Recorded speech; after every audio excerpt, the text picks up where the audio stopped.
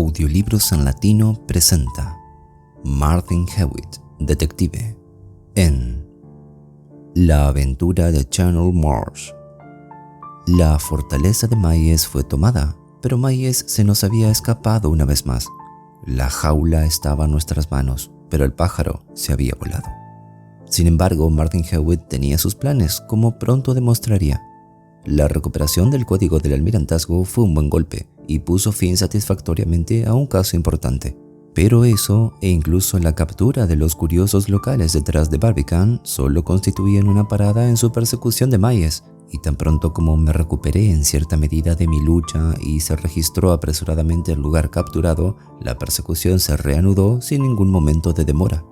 Y fue entonces cuando comenzó aquella aventura que vio el fin del Triángulo Rojo y sus acciones impías, que estuvo a punto de ver el fin del propio Hewitt, de hecho. No he descrito el escondite cerca de Barbican con gran detalle, pero he dicho que la oficina, accesible desde la calle, solo se conectaba con los locales ocultos detrás, locales que después se descubrió que estaban bajo un arrendamiento separado, a través de una escalera fácil de mover. Fue en estos locales ocultos a los que se llegaba a través de laberintos de patios y el patio de la caballeriza donde se podían observar las principales pruebas del modo de vida de Mayes. El pasaje donde mi muñeca había sido atada a la pared y la habitación o bodega en la que Plummer había sido encerrado eran las únicas partes de los locales inferiores que estaban equipadas para la detención de prisioneros, con la excepción de una bodega muy baja y completamente sin luz a la que se accedía por una trampilla y una empinada escalera de ladrillo. Este lugar olía horriblemente a rancio y estancado, pero producía en mi mente, tanto entonces como cuando lo examiné más tarde, un efecto de horror y repulsión que no se podía atribuir únicamente al olor. No se descubrió nada sobre su historia y tal vez el sentimiento, aunque otras personas también lo experimentaron además de mí, fue un producto de mera fantasía, pero nunca me he deshecho de la convicción de que esa bodega negra, o mejor dicho, pozo, ya que era muy estrecha, fue el instrumento de crímenes que nunca se contarán. Había una o dos habitaciones escasamente amuebladas, una como dormitorio, una habitación más grande como una larga mesa, un sofá y varias sillas, y en una de las habitaciones más pequeñas se encontró una estufa, cucharones y crisoles para la fusión de metales, oro o plata. También fue en esta misma habitación donde estaba la mesa, en cuyos cajones se encontraron papeles, cartas y fórmulas, cosas que daban más que una pista del uso que Mayes había hecho de su amistad con el señor Jacob Mason, ya que en esos mismos cajones había notas sobre cada posible manera y detalle en que la ciencia, y más particularmente la ciencia de la química, podría ayudar en la comisión de crímenes. Pero la mayoría de estas cosas se observaron en detalle más tarde, lo que nos puso nuevamente tras la pista de Mayes esa misma noche y a esa misma hora se encontró en la oficina aislada frente a la calle. Era un talonario de cheques, completamente lleno de cheques sin usar. «Este talonario de cheques», dijo Hewitt al inspector Plummer y a mí, «estaba en el cajón debajo de aquel en el que descubrimos el código del almirantazgo. Es del Eastern Consolidated Bank, como ven, sucursal de Upper Holloway. Ahora debemos seguir esto de inmediato antes de esperar para buscar más. Puede que haya algo más importante como pista o puede que no, pero en cualquier caso, mientras lo busquemos, estamos perdiendo tiempo. Esto puede llevarnos directamente hasta él». «¿Quiere decir que puede tener alguna dirección en Holloway?», sugirió Plummer, «y que podemos obtenerla del banco». «Existe esa posibilidad y alguna que otra más», respondió Hewitt. «Él ha tenido que huir sin previo aviso ni preparación, con nada más que la ropa en la que salió corriendo, probablemente con muy poco dinero que necesitará de inmediato, y preferiría no esperar hasta la mañana para obtenerlo. Si puede conseguirlo de inmediato, significará al menos 13 o 14 horas de ventaja. Además, sabe muy bien que este lugar será registrado, que este talonario de cheques será descubierto lo suficientemente pronto y, en consecuencia, el banco estará vigilado. Esto es lo que hará, lo que probablemente esté haciendo ahora. Despertará al gerente residente de ese banco y tratará de cobrar un cheque esta noche. No creo que esto se pueda hacer. En tal caso, probablemente intentará hacer algún arreglo para que le envíen dinero. De cualquier manera, debemos estar en la sucursal de Upper Holloway del Eastern Consolidated Bank tan pronto como un coche nos lleve allí. Así quedó acordado, y Hewitt y Plummer se fueron de inmediato, dejando a los hombres de Plummer con la policía de la ciudad a cargo de los locales allanados, dejando a algunos de ellos también para hacer indagaciones en el vecindario. El señor Victor Peitral había mostrado su deseo de acompañar a Hewitt y Plummer, pero fue disuadido por Hewitt. Supuse que Hewitt temía alguna indiscreción apresurada por parte de este hombre terriblemente agraviado pudiera poner en peligro sus planes. Sin embargo, Peitral parecía bastante manejable y se marchó inmediatamente después que ellos. Tenía asuntos que hacer, dijo, que esperaba que lo mantuvieran ocupado durante 1 o 2 días, y cuando estuvieran completos nos vería nuevamente. En cuanto a mí, solo permanecía el tiempo suficiente para constatar que la policía no podía encontrar rastro de la dirección de la huida de Myers en el vecindario inmediato. Tenían poco que los ayudara. Él se había ido sin sombrero y su vestimenta estaba algo desordenada por su lucha conmigo, pero este último defecto podría haberlo corregido fácilmente en los patios mientras corría, y no pudieron recabar noticias de un hombre sin sombrero. Así que me dirigí a mi oficina y mi muñeca se volvía más rígida y dolorosa a medida que avanzaba, por lo que no me importó encomendar a otro miembro del personal la tarea de la noche y acostarme unas horas antes de lo habitual, después del cansancio y la emoción del día. Me fui a la cama excepcionalmente temprano y me desperté correspondientemente temprano en la mañana. Pero no fui más temprano que Hewitt, quien ya estaba en mi puerta, de hecho, antes de que mi desayuno comenzara. «Bien», pregunté ansiosamente, casi antes de que mi amigo entrara. «¿Lo ha capturado finalmente?» «Aún no», respondió Hewitt, pero hizo exactamente lo que esperaba. Plummer y yo despertamos al gerente del banco, quien vive encima de las instalaciones en la sucursal de Upper Holloway. Era un tipo muy decente, bastante joven para el puesto, pero naturalmente estaba un poco sorprendido, posiblemente irritado por ser molestado por uno y otro después del horario de oficina. Le mostré el talonario de cheques y le pregunté si pertenecía a alguno de sus clientes. «Sí», dijo, examinando los números. «Lo recuerdo porque es el primero de una nueva serie y lo emitimos anteayer a un nuevo cliente. ¿De dónde lo sacaron?» «Estamos muy ansiosos por ver ese cliente», dije. «¿Ha estado aquí esta tarde?» El gerente parecía un poco sorprendido, pero respondió bastante rápido. «Sí», dijo, «estuvo aquí hace menos de 1 hora». «¿Quería retirar dinero?», pregunté. Pero eso el gerente no me lo dijo, por supuesto. Así que fue necesario que Plummer interviniera y revelara que este era un asunto policial y que él era el inspector detective. Eso hizo alguna diferencia. El gerente nos dijo que nuestro hombre había abierto una cuenta en el banco solo 2 días antes y me gustaría que adivine bajo qué nombre la había abierto. «¿No es Mayat?», dije, después de la persecución. «No, no es Mayat». «¿Catherine Hunt?» «No, ni Catherine Hunt. La abrió a nombre de Myers». «¿Qué? ¿Su nombre real?» «Su nombre real original, según Peitral. La cuenta, al parecer, fue transferida desde otro banco, y tengo la idea de que podríamos descubrir que ha estado moviendo su dinero de un banco a otro, según sugería la seguridad, utilizando su nombre real. Recuerda que no pudimos encontrar rastro de una cuenta bancaria cuando la policía registró Carlton Lodge después de que mataron a Mason.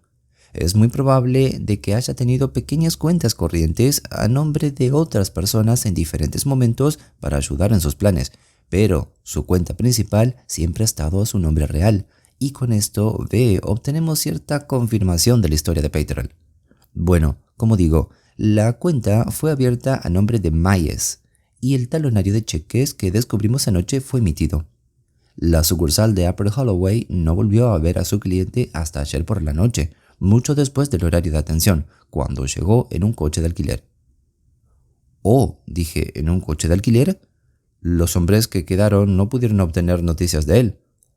«Sí, lo averiguamos anoche, pero llamamos para preguntar, justo antes de marcharnos. Supongo que habrá tomado el primer coche visible y se dirigió a una sombrerería a una buena distancia de allí y luego al banco. En cualquier caso, despertó al gerente y le dijo que necesitaba dinero urgentemente esa misma noche. ¿Podría obtener algo de efectivo?». El gerente le dijo que sería imposible. Incluso si hubiera estado dispuesto a hacerlo en contra de todas las regulaciones, todavía sería imposible. El cuarto de seguridad y todos los receptáculos de efectivo estaban cerrados con 2 cerraduras separadas con llaves diferentes, y aunque él tenía una de estas llaves, era inútil sin la otra, que estaba en posesión de su segundo al mando, quien vivía a cierta distancia de Londres. Este procedimiento es la precaución habitual adoptada en las sucursales de este tipo. La apertura y el cierre por la mañana y por la tarde deben ser realizadas por el jefe y su asistente juntos. Y le digo a Brett que creo que fue solamente al enterarse de este hecho lo que impidió que Myers intentara alguno de sus trucos con el gerente del banco. De lo contrario, habría habido un gran robo bancario, quizás algo peor además. ¿Un asesinato? Quizás un asesinato con un torniquete, tal vez con alguna otra arma. Pero esto es solo especulación. Myers descubrió que las llaves en el lugar no eran suficientes para liberar su dinero, incluso si las estrictas normas del banco hubieran permitido el cobro de un cheque fuera del horario. Pero el gerente sugirió que tal vez algún comerciante vecino cambiaría efectivo por cheques, y con la intención de complacer al nuevo cliente, lo acompañó hasta la tienda del señor Isaac Treneman, un comerciante de comestibles y quesos con una tienda bastante grande en la esquina de la calle.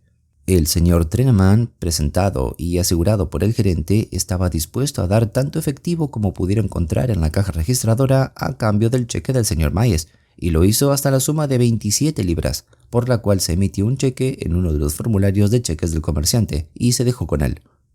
Una vez hecho esto, el nuevo cliente del banco se marchó, agradeciendo y disculpándose, llevándose sin embargo 2 formularios de cheques en blanco del libro del señor Treneman, por los cuales pagó puntualmente en la ventanilla. Al no tener formularios de cheque consigo, explicó que podrían serle útiles si encontraba algún amigo que pudiera proporcionarle el efectivo que deseaba usar esa noche, y habiendo completado este negocio hasta cierto punto, este encantador nuevo cliente del banco desapareció en la noche. ¿Y eso es todo lo que sabe de sus movimientos? Sí, hasta ahora. Parece que no dio una excusa muy definida al gerente sobre por qué necesitaba el dinero con tanta prisa.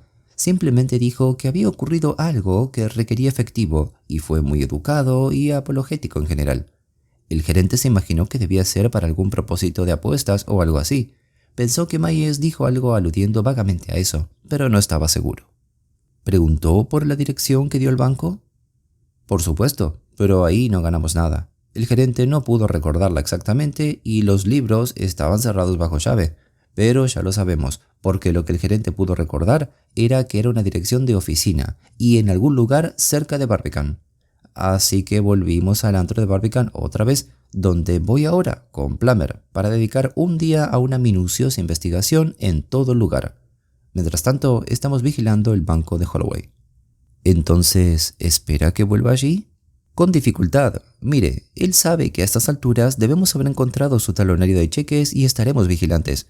Pero existe una posibilidad muy remota de que pueda enviar un mensaje, tal vez mandar a alguien a cobrar un cheque. Aunque no lo espero porque no es tonto. De hecho, es una especie de genio, y eso sería un error, ciertamente. Sin embargo, es audaz, y ahí es donde está su dinero, y podría intentarlo. Así que un par de hombres de Plummer estarán esperando allí esta mañana en la oficina del gerente, y si alguien viene de parte de Myers, será retenido. Tal vez le gustaría estar con ellos. No puede ser de mucha utilidad conmigo y el trabajo será aburrido, pero allí podría tener una oportunidad de emoción y sería útil para venir a informar si sucede algo. Incluso podría atrapar a Myers en persona. Por supuesto, iré a donde usted quiera. Supongo que le dijeron anoche que Peitral tenía asuntos que atender y se había marchado.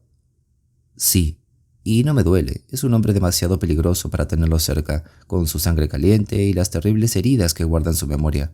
Lo más probable es que si atrapamos a Myers, tendremos que atrapar a Peitral por dispararle o algo así. Así que no me duele que esté fuera por un tiempo. Pero, ¿puede empezar ahora? Plummer está en mi oficina y los 2 hombres están en un coche fuera. El banco abre a las 9 y está en Upper Holloway. Agarré mi sombrero y me preparé. Debería estar atento, sugirió Hewitt, antes de llegar al banco y cuando se vaya, además de mientras esté allí. ¿Recuerda cómo vigilaban al pobre Mason? Bueno, probablemente ahora también haya alguien vigilándolo. Anoche, camino al banco y de regreso, creo que Plummer y yo fuimos vigilados muy de cerca. 2 hombres de Plummer vestidos de civil y yo llegamos a la zona del banco con un cuarto de hora de sobra, o incluso un poco más.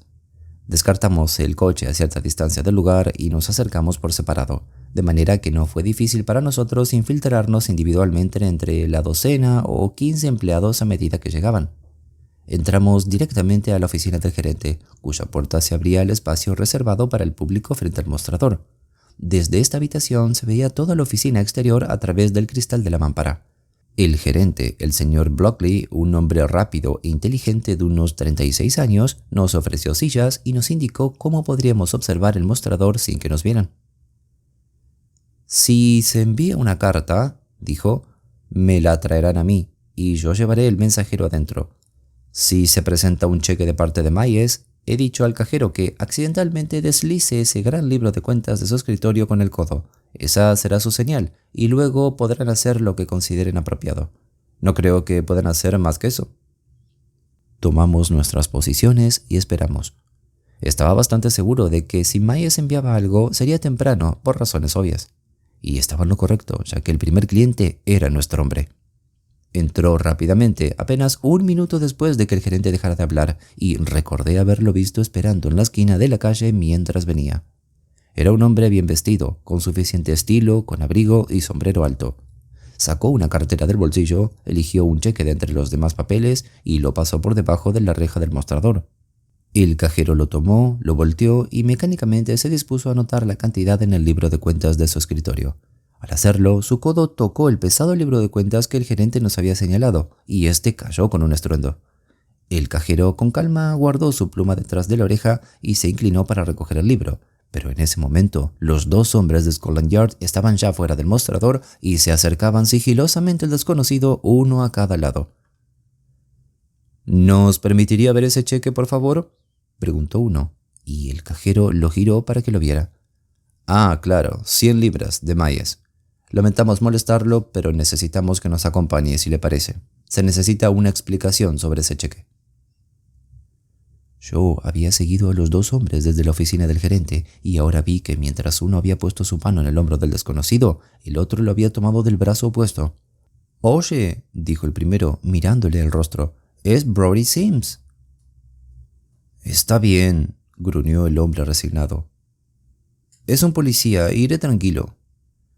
Pero mientras hablaba, vi que la mano libre se deslizaba por detrás de él y tiraba un pedazo de papel arrugado. Uno de los policías también lo vio, lo siguió con la mirada y me vio recogerlo. «Así es, señor», dijo. «Cuidado con eso, y conseguiremos un coche. Pero si algo más cae accidentalmente, es solo una revisión, Brody. Eso es lo que es». Desplegué el pedazo de papel y me sorprendí al encontrar inscrita en él otra serie de números en grupos de 8, similar al mensaje cifrado que se encontró en el caso de la llave. «Aquí hay un gran hallazgo. Un mensaje secreto tan claro para mí como para Mayes mismo, con toda probabilidad el pedazo de papel que lo condenaría». Me acerqué a uno de los hombres de civil mientras el otro mantenía su sujeción a Brodie Sims. «Esto es muy importante», dije. «Es un mensaje cifrado que el señor Hewitt puede leer, o yo mismo, de hecho, con un poco de tiempo. ¿Deben llevárselo? Si es así, haré una copia ahora mismo». «Muy bien», dije. «Esto se hace en unos segundos. Pueden llevarse a su hombre y yo iré directamente al señor Hewitt y al inspector Plummer con esta copia». Y con eso hice la copia que decía lo siguiente: 23, 19, 15, 1, 9, 14, 9, 2, 20 y una larga lista de números. Se me ocurrió preguntarle al gerente si el cheque que acababa de presentarse era uno de los que habían obtenido de parte del señor Trenneman la noche anterior, y así fue. Luego dejé a los policías con su prisionero y me dirigí hacia la parada de coches más cercana. Este mensaje cifrado, que sin duda transmitía las instrucciones de Mayes al hombre recién capturado, era probablemente de suma importancia, y Hewitt debía verlo de inmediato. Mientras el coche avanzaba hacia Barbican, me dediqué a descifrar los números según el método del movimiento del caballo en el ajedrez, como me había explicado Hewitt. Solo vi 2 ceros entre los números, por lo que evidentemente era un mensaje más largo que el ya descifrado, uno de 62 letras de hecho. Convertí los números en las letras correspondientes del alfabeto, A por 1, B por 2 y así sucesivamente. Tal como había hecho Hewitt, propuse estas letras en los cuadrados de un tablero de ajedrez dibujado aproximadamente, de modo que quedaron así. Con las letras primeras de esta manera, leer el mensaje fue una tarea bastante sencilla, teniendo en cuenta la clave que me había dado Hewitt.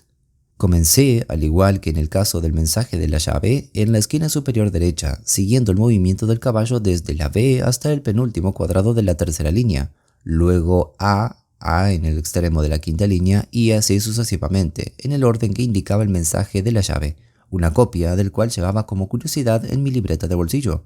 Así que leí el mensaje y lo anoté de la siguiente manera: estar en ruinas de Channel Marsh esta noche a las 12. Esperar en el vestíbulo para instrucciones. Palabra final. El significado general de esto parecía bastante claro. El hombre al que el policía había reconocido como Brody Sims debía estar en algún lugar, aparentemente un edificio en ruinas, en un lugar llamado Channel Marsh, a medianoche, esperando en el vestíbulo para recibir instrucciones. Sin duda, instrucciones sobre dónde llevar las 100 libras que se suponía que debía obtener del banco. Palabra final no estaba tan claro, aunque yo deduje, y creo que acertadamente, que significaba que la palabra final se utilizaría como contraseña para que los dos mensajeros se reconocieran entre sí. Estaba casi en mi destino, reflexionando sobre el mensaje y su significado, cuando el coche se detuvo debido al tráfico en Barbican, justo junto al bar Compasses, y el señor Víctor Peitral me llamó y subió al estribo del coche. «Estaba yendo a ver al señor Hewitt en este lugar», dijo él. «Y si es así, preguntarle por noticias, pero tengo un poco de prisa y tal vez usted pueda ayudarme». «Creo que estamos en el buen camino», respondí, «y acabo de encontrar esto, que llevo a Hewitt». Y con eso le mostré mi traducción del cifrado y le di su historia en un par de frases. «Eso es bueno», respondió Peitral. «No conozco Channel Marsh, ¿usted sí? Pero probablemente el señor Hewitt sí. No lo retendré más tiempo, veo que tiene prisa, pero espero verle muy pronto». Se bajó del estribo y desapareció, y el coche siguió por la esquina junto al Compasses. Encontré a Hewitt y Plummer en la oficina, donde bajo el pretexto de encuadernación de libros había visto a Myers cara a cara el día anterior. Estaban cerca de completar su examen de esta oficina y de todo su contenido, y pronto comenzarían de manera sistemática con las instalaciones detrás. Le entregué a Hewitt mi copia del mensaje cifrado y mi traducción, junto con un relato exacto de cómo llegó a mis manos. Martin Hewitt estudió el mensaje durante 1 o 2 minutos y luego cayó en profundos pensamientos. Así se quedó por un tiempo, mientras Plummer dejaba la habitación por la ventana y descendía por la escalera para hablar con sus hombres en guardia abajo. Finalmente, Hewitt levantó la vista y dijo: «Brett, este mensaje es muy importante, probablemente tan importante como supone, pero al mismo tiempo creo que ha cometido un gran error al respecto». «Pero no lo he leído mal, ¿verdad?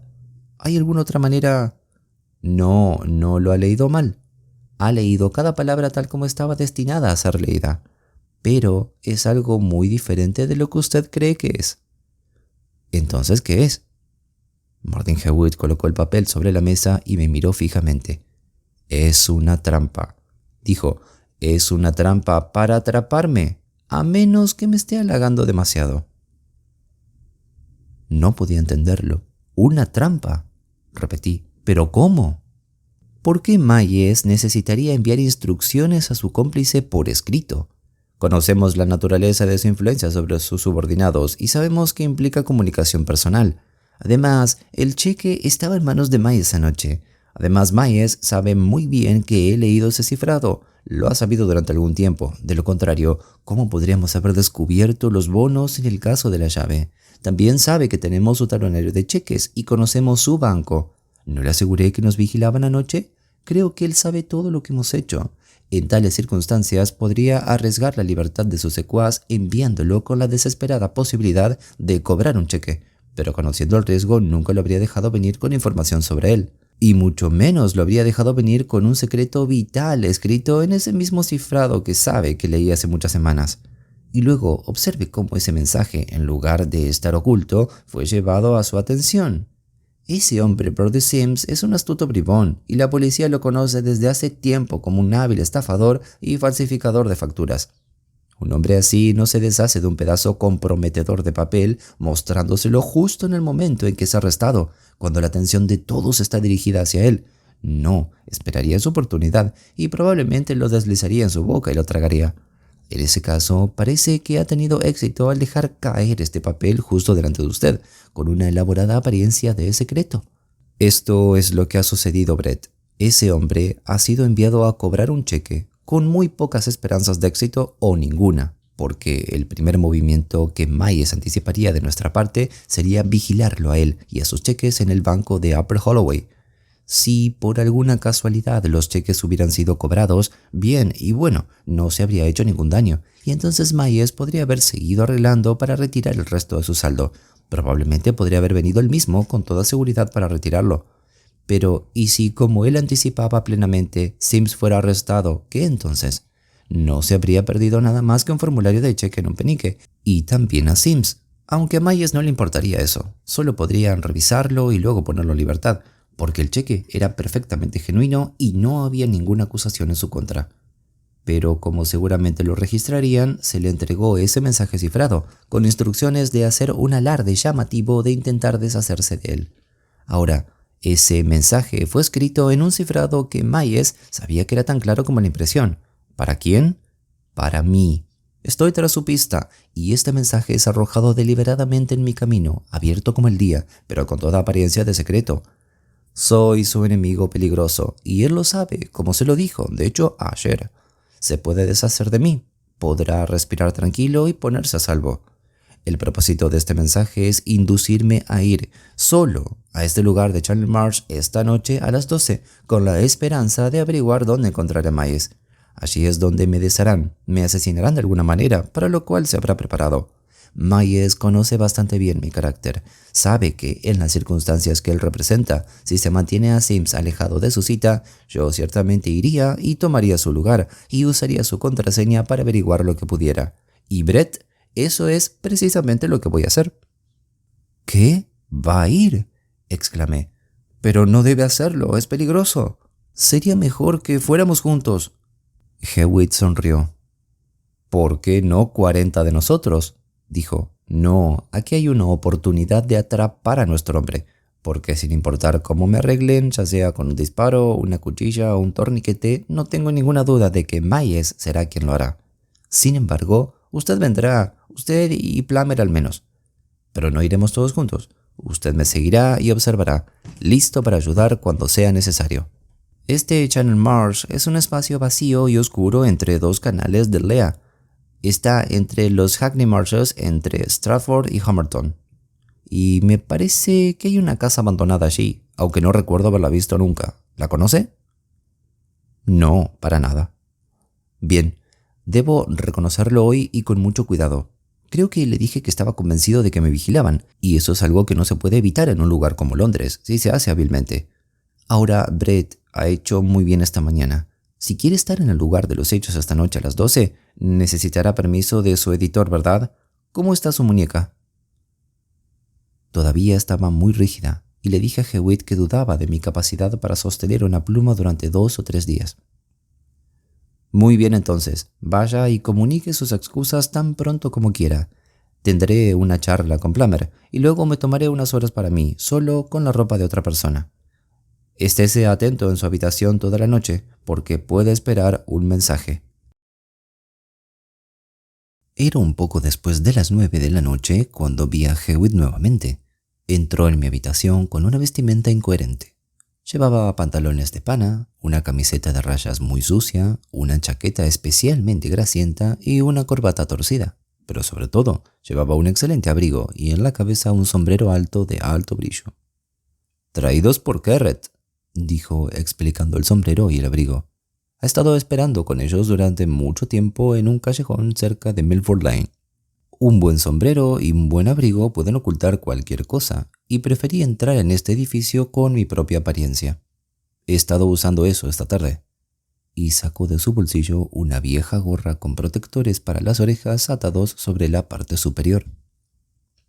«No debe traer su mejor ropa», continuó, «o la arruinará gateando en botes y rebuscando en zanjas. Ya he buscado en las zanjas durante el día y voy a cambiarme. Sería mejor que se pusiera ropa más vieja mientras me pongo algo mejor». «¿Qué tipo de lugar es este Channel Marsh?», pregunté. «Bueno, creo que debe haber muchos lugares mejores para pasar la noche. Debe ser el pantano más desolado y húmedo dentro de muchas millas en Londres, y me gustaría ver el retrato del hombre que tuvo la idea de construir una casa allí. De hecho, hay una casa, o más bien las ruinas de una, abandonada durante años y medio destruido por ratas y personas que querían tejas, leña y tuberías de agua. ¿Es en ese lugar donde pretende esperar esta noche? Así es. No lo he examinado tan detalladamente como me gustaría, por miedo a causar un revuelo. Channel Marsh es casi una isla, con una entrada angosta en cada extremo. Un sendero corre a lo largo de toda su longitud, y una persona en la casa en ruinas puede ver fácilmente a cualquiera que entre en el pantano desde cualquiera de los extremos. Por esa razón, hice un reconocimiento desde un bote, el bote en el que irá esta noche. Creo que es el bote más sucio que jamás haya visto, por lo que fue adecuado para mi atuendo. Lo descubrí en un muelle un poco más abajo del río y pagué una corona por su alquiler. Channel Marsh estaba un poco inclinado en un lado y me acerqué a cubierto del terraplén. Vi muy poco, más allá de la ubicación general, porque fui muy cauteloso. Juzgué que era mejor contenerme con una inspección superficial en lugar de espantar a la presa, y aún así tengo la idea de que fui visto. Me oculté entre unas cañas hasta que oscureció, pero después de eso estoy seguro de que había alguien en el pantano y escondiéndose también como yo. Así que después de esperar y acechar un poco, lo dejé y volví tranquilamente a remar de vuelta. Pero mire, Hewitt, dije, esto parece un poco loco. ¿Por qué arriesgarse como dice? ¿Cree que Mayes estará allí en las ruinas o que llegará allí a las 12? Muy bien, ¿por qué la policía no puede enviar suficientes hombres para rodear el lugar y capturarlo con seguridad? Hewitt sonrió y negó con la cabeza. Querido Brett, dijo, no ha visto el lugar, pero yo sí. Será lo suficientemente difícil para usted y Plummer acercarse al lugar sin ser vistos, guiados por alguien que conoce cada centímetro. Una multitud de policías pisoteando no tendría más posibilidades que una manada de elefantes, y en noches tan claras como las que tenemos ahora se les vería a una milla de distancia. ¿Y quién sabe qué exploradores puede tener él? No, como dije, será una gran suerte si logran pasar desapercibidos como están las cosas, e incluso ahora no estoy completamente seguro de que yo podría hacerlo mejor solo. Sin embargo, los arreglos ya están hechos y vendrán 3 de ustedes. Entonces, ¿cuáles son esos arreglos?, pregunté. Mire, saldrá primero de aquí, irá directo a Mile End Gate, donde hay una posada en medio de la carretera. Vaya a la esquina de la calle opuesta, en el lado sur de la carretera. A las 11 en punto llegará un coche con Plummer y uno de sus hombres dentro. El hombre es alguien que conoce toda la geografía de Channel Marsh y también sabe exactamente dónde encontrar el bote que usé hoy. Conducirá hasta un poco más allá de Bow Bridge y luego el hombre de Plummer le llevará el bote. Será mejor que reme y deje que los demás vigilen. Ellos sabrán qué hacer. Remará hasta un lugar donde pueda observar hasta que me vea entrar al pantano por el sendero. Tan pronto como me vea, se acercará silenciosamente a un lugar que el policía le mostrará, cerca de las ruinas, y observará nuevamente. Eso es todo. No sé si piensa que vale la pena llevar una pistola. Yo ciertamente lo haré, pero luego es más probable que la necesite. Plummer llevará una. Pensé que valdría la pena, así que tomé mi confiable Webley, un recuerdo de mi antigua capitanía voluntaria. Luego, usando el ferrocarril subterráneo, llegué a la zona de Mile End y me interesé por sus calles traseras hasta que llegó el momento de buscar el coche de Plummer. Plummer fue más que puntual, de hecho llegó 2 o 3 minutos antes de tiempo.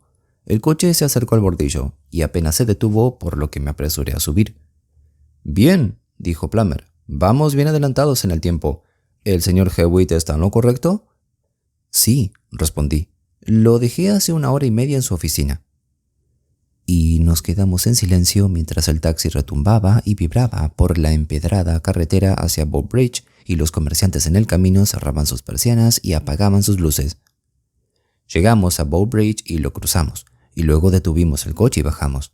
Aquí, Styles, el hombre de Plummer, tomó la delantera, y un poco más adelante giramos a la izquierda hacia un oscuro y fangoso callejón. Tropezamos en este durante unos 150 metros o más, y luego de repente entramos en una apertura a la derecha. Aquí nos detuvimos por unos momentos mientras nuestro guía se abría camino hacia el agua fangosa que podíamos oler más que ver, poca distancia de nosotros. Había unos pocos escalones rotos y una cosa negra y ancha que era el bote. Subimos en él lo más silenciosamente posible y nos soltamos. Era un transporte torpe, de amplia viga, viejo y con fugas, y podía sentir lo sucio que era, tal como Hewitt lo había descrito, mientras buscaba los remos y los sacaba. La noche era a veces clara y a veces oscura, cambiando con las nubes. Montamos el timón y Styles dirigió, porque de lo contrario habría encallado más de una vez, ya que las orillas no siempre eran visibles y el canal era estrecho y oscuro. Pasamos por delante de las formas negras de varias fábricas con altas chimeneas, y luego salimos a los marjales, planos y grises con mechones de niebla aquí y allá. Así que fuimos en silencio por un rato, hasta que finalmente nos acercamos a la orilla izquierda y nos agarramos a un poste en un embarcadero. «Este es el Channel Marsh», susurró Styles mientras subíamos cautelosamente a tierra. «Desde aquí no podemos ver muy bien la casa, pero es por aquí en donde vendrá el señor Hewitt». Mirando por encima de la parte superior del bajo terraplén, pudimos discernir un camino que atravesaba la longitud del pantano, entrando por una puerta rota en un istmo que debimos haber pasado nuestro camino. Aquí nos agazapamos y esperamos. Habíamos escuchado las campanadas de la media hora en algún reloj distante poco después de entrar en el bote, y ahora esperábamos ansiosamente las 3:15. El tiempo parecía tan largo para mis emocionadas percepciones que había decidido que el reloj debía haberse detenido, o al menos no daba los cuartos, cuando finalmente llegaron las campanadas, distantes y plañideras sobre las llanuras brumosas. «1/4 de hora», comentó Plummer. «No llegará ni un minuto tarde ni un minuto demasiado pronto, por lo que sé de él. ¿Cuánto tiempo le tomará desde esa puerta hasta la ruina?» «8 o 9 minutos, seguro», respondió Styles. «Entonces lo veremos en 7 o 6 minutos, según sea el caso», respondió Plummer en el mismo tono bajo. Los minutos pasaban lentamente, sin ningún sonido a nuestro alrededor, excepto el chapoteo del río fangoso y el ocasional golpe de una rata de agua. Las nubes oscuras eran ahora menos, y la luna estaba alta y solo parcialmente oscurecida por las nubes más delgadas que cruzaban su cara. Más de una vez creí oír un ruido en dirección a la ruina, pero luego dudé de mi imaginación, cuando finalmente hubo un ruido de verdad, pero desde la dirección opuesta, y en un instante vimos a Hewitt bien abrigado alrededor del cuello, caminando rápidamente por el sendero. Recuperamos el bote con toda la rapidez y silencio posible, y yo remé con fuerza, sin preocuparme por mi muñeca rígida. Durante nuestra vigilia había tenido tiempo de percibir la sabiduría de los arreglos que se habían hecho. Habíamos estado observando desde un lugar bastante oculto a la vista de la ruina, pero lo suficientemente cerca como para poder llegar a su cercanía antes que Hewitt, y ciertamente era mejor acercarse al lugar real al mismo tiempo que Hewitt, ya que si lo estaban vigilando, la atención del vigilante se desviaría de nosotros. Finalmente llegamos a la marisma de cañas de la que había hablado Hewitt, y pude ver una especie de pequeño arroyo o ensenada. Aquí dejé de remar, y Styles nos condujo cautelosamente hacia el arroyo con uno de los remos. El bote se encalló silenciosamente en el barro, y nos arrastramos uno a uno por el barro y los juncos hasta la orilla. El arroyo estaba bordeado por un banco de terreno áspero y quebrado, cubierto de hierba gruesa y zarza, y al asomarnos por este banco, la casa en ruinas estaba frente a nosotros, tan cerca que me asustó por su proximidad. Debía haber sido una casa grande originalmente, si es que alguna vez se terminó. Ahora estaba sin techo, desmantelada y sin ventanas, y en muchos lugares habían caído trozos enteros de mampostería que ahora cubrían el suelo. El oscuro umbral de la puerta de entrada era claramente visible, con una corta escalera rota frente a ella, y al lado un grueso soporte de madera sostenía la pared frontal. Me di cuenta entonces de que la ruina se debía tal vez en gran parte a un fallo en la fundación pantanosa. El lugar parecía silencioso y vacío. Ahora podía escuchar claramente los pasos de Hewitt, y pronto apareció, caminando rápidamente como antes. No podía vernos ni nos buscaba, sino que se dirigió directamente hacia las escaleras rotas. Subió estas, se detuvo en la cima y encendió una cerilla. Parecía ser un salón bastante grande, y alcancé a ver un destello momentáneo de vigas desnudas y paredes sin revestimiento. Luego la cerilla se apagó y Hewitt entró. Casi al instante se oyó un fuerte estruendo y un ruido de ladrillos que caían, y luego, en el mismo instante, escuché otro terrible estruendo y vi a Hewitt saltar hacia afuera por la puerta principal, saltar como parecía desde una nube de polvo y astillas. Me levanté, pero Plummer me volvió a bajar. «Calma», dijo, «agáchese, no está herido. Espere y veamos antes de mostrarnos». Parecía que el piso de arriba se había derrumbado justo donde Hewitt había estado parado. Había aterrizado de su salto de rodillas y manos, pero ahora estaba de pie frente a la casa, con pistola en mano, vigilando. Hubo un momento de pausa, un sonido de movimiento desde la parte superior de la ruina, otro momento de calma y luego un golpe y un destello desde lo alto de la pared a la derecha. Hewitt se refugió detrás del grueso soporte y otro disparo lo alcanzó, dejando una línea blanca en la madera. Plummer se puso de pie y Styles y yo lo seguimos. «¡Ahí está!», exclamó Plummer. «¡En la cornisa!». Saqué mi propia pistola. «¡No disparen!», gritó Hewitt. «¡Los llevaremos con vida!». Hacia la derecha, en lo alto de la cornisa de la pared frontal, pude ver una figura agazapada. La vi levantarse de rodillas y levantar nuevamente el brazo para apuntar a Hewitt, y luego, con un grito repentino, otra figura humana apareció desde detrás de la cornisa y se abalanzó sobre la primera.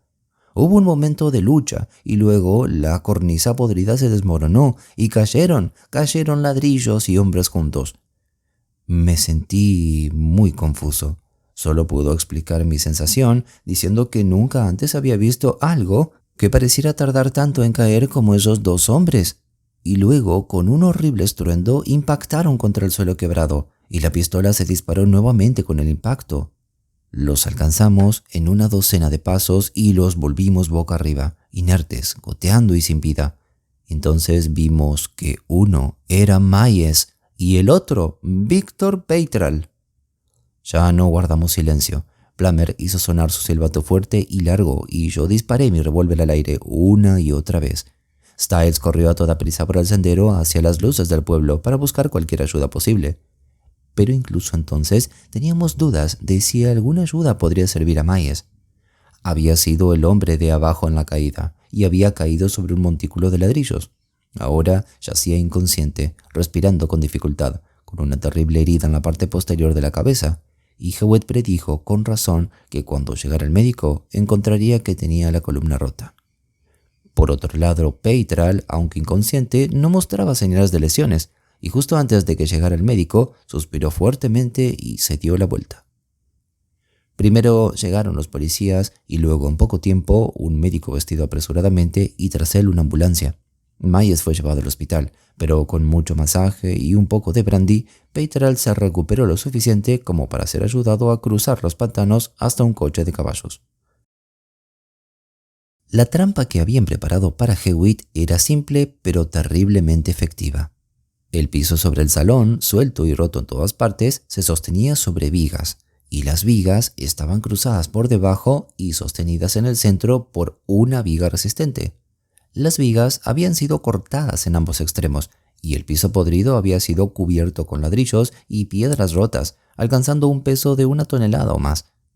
El extremo de una viga suelta se había encajado oblicuamente bajo el extremo de la viga que ahora sostenía todo el peso, de modo que un tirón en el extremo opuesto de esta larga palanca haría ceder los ladrillos sobre los que descansaba la viga y dejaría caer todo el peso. Fue el golpe de la viga y la caída de los primeros ladrillos sueltos lo que había advertido a Hewitt lo suficiente como para poder saltar desde debajo del piso casi cuando se cayó. La aparición repentina de Peitral cuando tuvimos tiempo de reflexionar al respecto nos dio una sospecha sobre parte al menos del espionaje al que Hewitt había sido sometido, una sospecha que Peitral confirmó más tarde, después de recuperarse del golpe de la caída. Las nuevas noticias de su enemigo habían revivado toda su pasión, y como él solo no podía encontrarlo, estaba bastante dispuesto a dejar que Hewitt lo localizara, con la esperanza de poder atrapar a Myers al final. Esto explicaba el asunto que lo había llevado a retirarse después de la captura del bastión de Barbican. Al encontrar a Hewitt y Plummer un tanto reservados y sintiéndose algo fuera de lugar, se había alejado y había seguido cada movimiento de Hewitt, confiado en que sería llevado a su viejo enemigo tarde o temprano. Lo que yo le había contado sobre el mensaje cifrado lo había llevado a investigar el Channel Marsh esa tarde y regresar a la medianoche. Él, por supuesto, consideraba el mensaje, al igual que yo en ese momento, como una instrucción perfectamente genuina de Myers a Sims, y vino a la cita completamente ignorante de lo que estaba haciendo Hewitt y con una esperanza no mucho mejor que la de escuchar algo que lo llevara en la dirección de Myers. Había entrado en los pantanos después del anochecer desde el extremo superior y se había ocultado en el otro canal hasta cerca de medianoche. Luego se había arrastrado hacia la parte trasera de la ruina y había subido a un lugar desde el que parecía ofrecer una buena oportunidad de escuchar lo que podría ocurrir en el salón. Había escuchado a Hewitt acercarse por el frente y el estruendo que siguió. El resto lo habíamos visto.